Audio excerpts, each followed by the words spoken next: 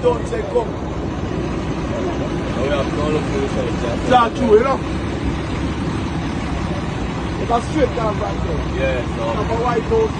That's what we are saying. Yeah. There's a video that you know.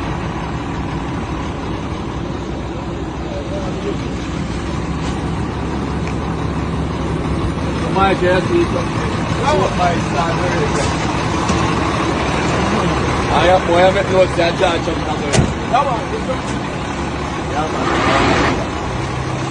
get your phone back.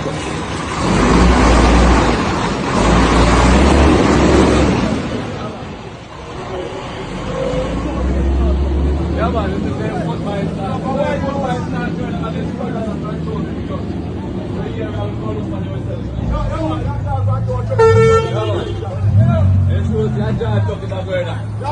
Right, as you drive business place, it's the first time I'm alone that I pass. Both mine start turning about them alone truck with my opponent, Elviga Francis, for the White House Division. 1 truckload of fertilizer. This is what taxpayers' money is doing.